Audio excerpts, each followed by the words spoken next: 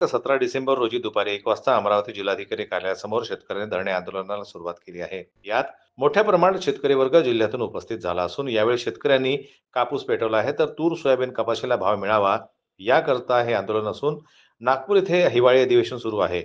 या अधिवेशनात माननीय मुख्यमंत्री हे सुद्धा हजर आहेत. त्यांना या संदर्भात माहिती पोहोचवावी याकरता हे धरणे आंदोलन सध्या अमरावती जिल्हाधिकारी कार्यालयासमोर सुरू असून शेतकऱ्यांच्या मालाला भाव मिळावा अशी मागणी आंदोलन शेतकरी संघटनेचे नेते प्रकाश साबळे, प्रवीणजी कोळे, अतुल ठोके, नंदेश अंबटकर, सुभाष पाटील, काशीनाथ फुटाणे मोठ्या प्रमाणात शेतकरी यांनी केलेली आहे. अमरावती जिल्ह्यातील शेतकऱ्यांचा फार मोठा सध्याचा ज्वलंत विषय असा आहे.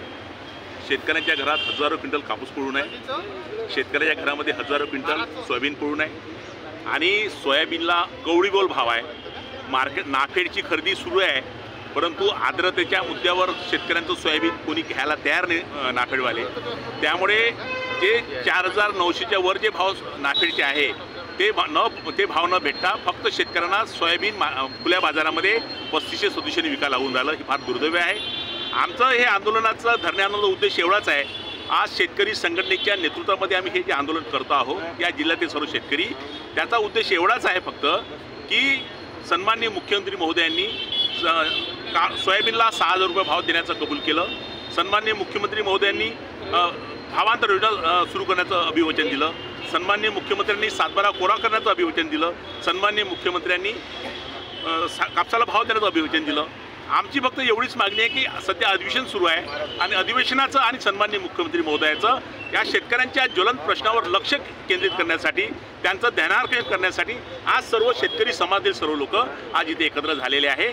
त्यामागचा उद्देश एवढा आहे की आमच्या भावना सरकारपर्यंत पोहोचल्या पाहिजे. कारण शेतकरी प्रत्येकात समस्याग्रस्तच आहे. शेतकरी समस्येमध्ये मेला पाहिजे, शेतकरी समस्येमध्ये जगला पाहिजे आणि शेतकरी हमेशा समस्याग्रस्त राहायला पाहिजे, प्रत्येक सरकारची भावना असते. परंतु सन्माननीय मुख्यमंत्र्यांनी शेतकऱ्यांप्रती जे निवडणुकीपूर्वी जे काही अभिवचन दिले होते त्याची पूर्तता करावी. कारण सन्माननीय मुख्यमंत्र्यांनी त्यांच्या पक्षाला शेतकऱ्यांनी पूर्ण महाराष्ट्रामध्ये महाविजय दिलेला आहे आणि त्या महाविजयामध्ये शेतकऱ्यांचा मोठ्या प्रमाणात वाटा आहे. त्यामुळे या वाट्याची अंमलबजावणी एका ऋणामध्ये या मागण्यामध्ये झाली तर सर्व शेतकरी वर्ग समाधानी होईल, आमची अपेक्षा आहे. हिवाळी अधिवेशन नागपूर चालू आहे. आपलं काही नियोजन आहे हिवाळी अधिवेशनासंदर्भात तिथे जायचं? हां, आता हे अधिवेशन झालं आमचं. हे आज धरणे आंदोलन झाल्यानंतर सन्माननीय जगदीश नाना बोंडे यांच्या नेतृत्वामध्ये आम्ही शेतकऱ्यांचं शिष्टमंडळ आम्ही सन्माननीय मुख्यमंत्री महोदय, उपमुख्यमंत्री महोदय आणि सरकारला आम्ही भेटणार आहोत. आम्ही 10 प्रतिनिधी जाऊ. आज जिल्हाधिकाऱ्यांना 4 वाजता आम्ही आमचं निवेदन सादर करू. त्यांच्यामार्फत मुख्यमंत्र्यांपर्यंत पोहोचवा. ते पोहोचायची जबाबदारी त्यांची राहील. बाकी आम्ही सगळे त्याच्यातले प्रमुख नेते जेवढे पक्ष आमच्यासोबत आहेत त्याच्यातले प्रमुख नेते आम्ही तिथं जाऊ मुख्यमंत्र्यांना आमचं निवेदन देऊ.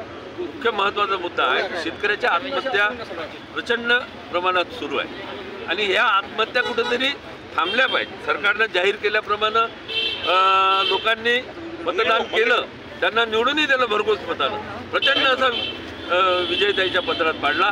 पण त्यानं आता ज्या कबुली दिलेल्या आहेत त्या सगळ्या कबुली जबाब पूर्ण केला पाहिजे, ही जबाबदारी शासनाची. नितीन कोठे व इतर युवा शेतकरी सुद्धा यावेळी इथे उपस्थित होते. यावेळी माध्यमांना त्यांनी माहिती दिली. प्रकाश साबळे यांनी आंदोलनासंदर्भात विस्तृत माहिती देताना सांगितले की सोयाबीनला तुम्ही जाहीर केलेला 6,000 रुपये प्रति क्विंटल भाव द्यावा.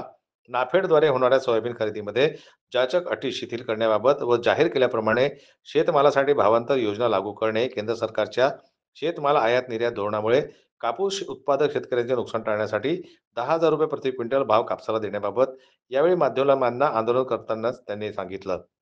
या संदर्भात जिल्हाधिकारी यांना शेतकऱ्यांच्या वतीने निवेदन देण्यात आलं. जनमत लाईव्ह न्यूज करता अमरावती प्रतिनिधी राजेश्वर घोरमाडे यांची रिपोर्ट.